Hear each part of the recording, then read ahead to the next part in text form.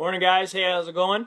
I am super excited this morning because this morning I got to see disc one of the newly edited Weapons Camp 2016. There it is, very first copy right there.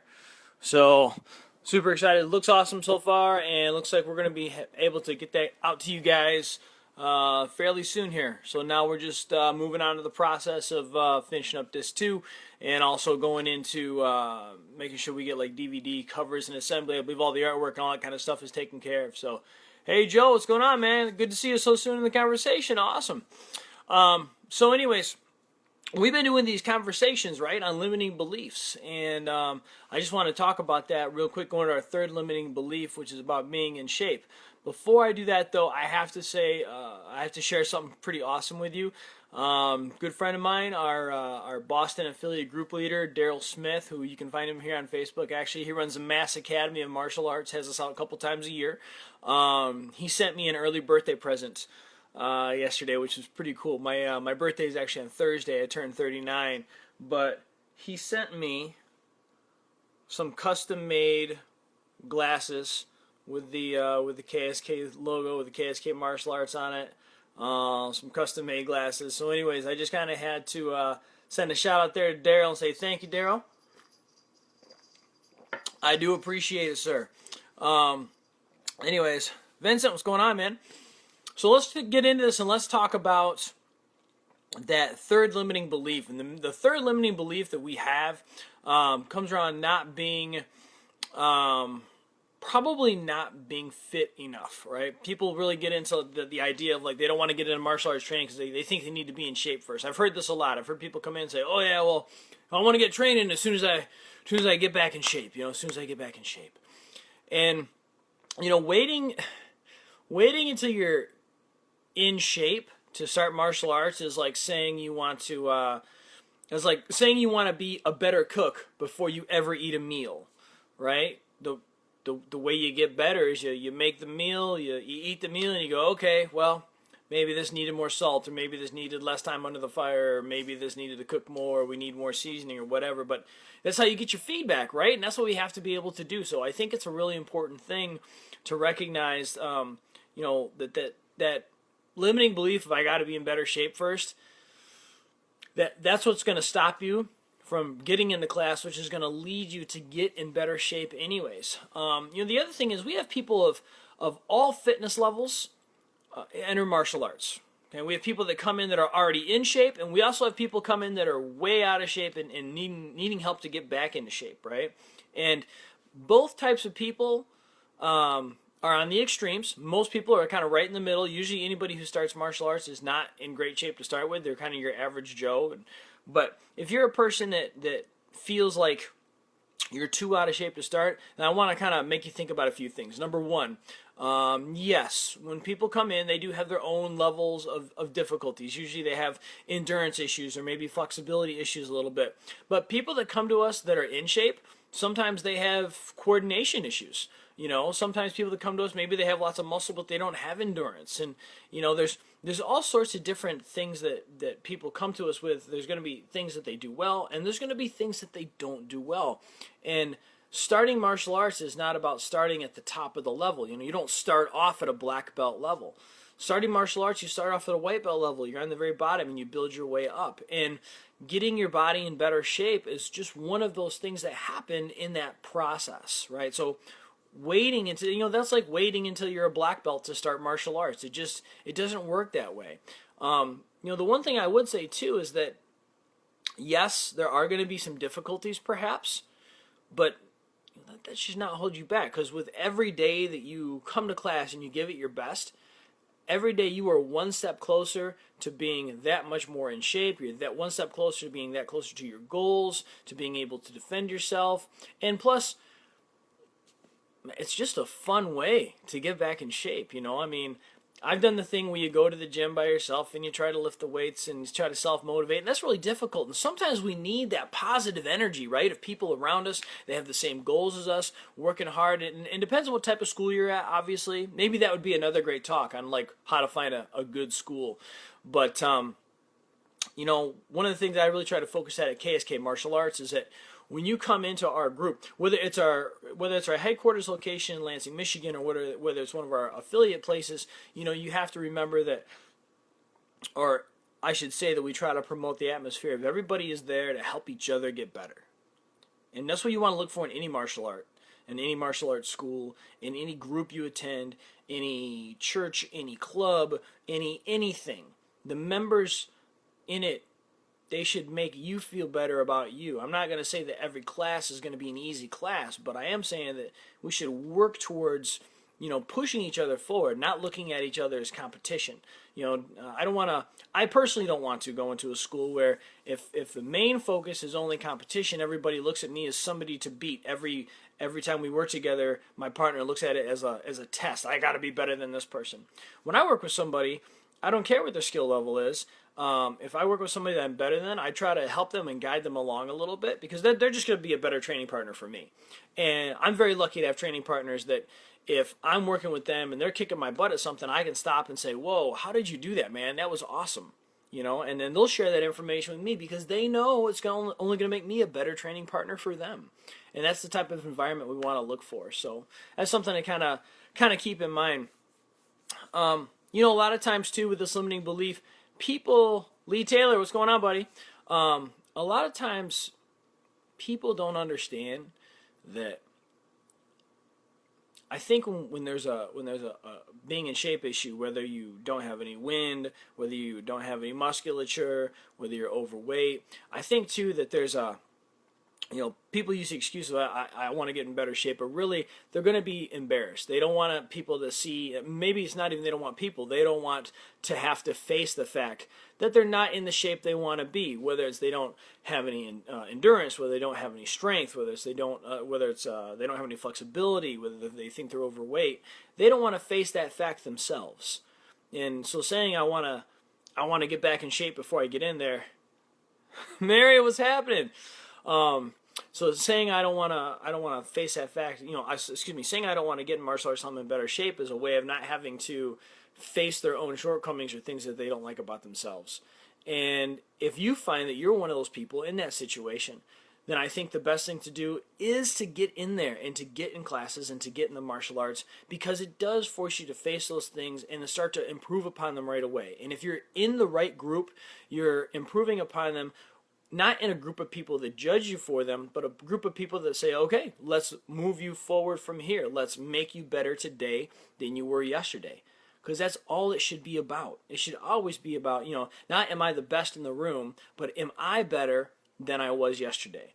Or am I giving it 100% today? And giving 100% does not necessarily mean always working at 100%.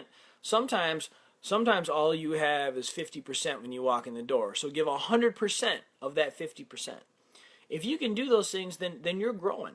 And it doesn't matter what physical shape you're in, because you're always getting better if you do that. So sometimes that fitness we talk about, we've talked about fear of failure in the other two limiting belief videos. So a lot of times, the no fitness really just equals an excuse to not have to face those things, right? And if you have an excuse, then you don't have to make a commitment. And if you don't make a commitment, then it means you don't have to try. And if you don't try, you won't have to fail. So therefore, saying I'm not in shape, I want to get in better shape, that's really just a way of saying I don't have to face the fact that I might fail at this. And so many people out there have issues with fear of failure unconsciously. They don't even know that they have that fear of failure. So, ask yourself, do I really think I need to be in better shape, or am I just scared to get in there and find out that I'm not everything I could be, right? Am I embarrassed at the thought of what it might be? If you tell yourself, well, I don't want to slow other people down, every single person in a martial arts school at one point was the new person. They were the person that other people had to help. So people in martial arts schools, good martial arts schools anyways, they don't really look at a new person like, oh, they're holding me back, right? If you foster a good mentality at the school, then the school should be one that welcomes you in and says, all right, let's do what we can do to get you to that next level. And that's such an important thing. So a couple things I kind of want to mention, if you decide you're going to get into a martial arts school and you have this limiting belief about not being in the shape you want to be in, here's a couple things that you can do. Number one, do what you can. Don't go in there with the expectation that you have to move at the same level as the instructor or the top students or the people that have been there the longest, or move at the same rate as the younger guys, or move at the same rate as the younger gals, or move at the same rate as the ones that are in tip-top shape, or try to operate at the same levels as the higher belts, or whatever you're comparing yourself to. All I want you to do is compare yourself to how you were yesterday or your last class. And if it's your very first time, then that's the easiest one, because hey, before that you weren't in class at all. So that's 100% victory just to get in there and do your first class, right? Second thing, communicate with your partner and with your teacher. So if you're feeling intimidated, or you're feeling like you're physically having a difficulty with something, you should be able to talk to your instructor and tell them, hey, I'm feeling this particular way. Maybe they can provide you some guidance or some alternative method of doing it. Or just talk to your training partner, and it might be, hey, I'm not in shape enough to do this. Or it might be just simply as easy as saying to them, can we slow down a little bit so I can focus on this a little bit more? Can we work on the first half of the motion versus the entire motion? Because maybe that's what you need. And that in any good martial arts school will do that. Any good training partner will do that. Stay hydrated. Especially if you're out of shape, even the guys that are in shape need to stay hydrated, right? But keep your bottle of water by you, get it moving, and keep it in your body. Keep the water going, because that'll kind of keep that body going. As soon as we get dehydrated, our muscles don't work properly. We feel the endurance level drop, right? So stay hydrated. Something that I do here is, and I'm not trying to pump any kind of product or anything like that. Just let you know something I do personally. Like when I go do my harder workouts, I use like a pre-workout drink. Now, when I talk about a pre-workout drink, I'm not talking about an energy drink like a Monster, and I'm not bashing Monster. I'm saying I don't use that, right? But like any sort of like energy drink that's filled with sugar and all that kind of stuff. Anything you can go to QD and grab off the shelf, or 7-Eleven or whatever stores are in your area. Any kind of product like that. Anything comes in a huge can. That's not what I would call an energy drink. I'm talking about something more like a pre-workout drink, something that's designed to boost your metabolism and give you energy while you're working out. The one I use one called Prime Drive, actually, and that really works well for me. I've tried some of the other ones. Some of the other ones kind of upset my stomach a little bit, but the Prime Drive seems to work pretty well. I've been using that for a few years, and it's always kind of funny because when I go train with my personal trainer, his name is Dave Pitchford, by the way. He's an excellent martial artist. He's an excellent personal trainer, and he's somebody to definitely look up if you're trying to get back in shape. But like when I work out with him, I'll mix up my Prime Drive, and in the mornings I'm not like the most overly talkative person in the morning, and I'll mix up my Prime Drive. I'll drink about a half an hour before we start our workout, and I always know when it kicks in because I'm just really talkative. I just want to talk about everything in the world, and it's kind of funny because I'll catch myself just like, wow, I've been talking for 10 minutes straight, and it's just because it gets your metabolism going and gets everything moving. It just makes your workout a little bit better for you.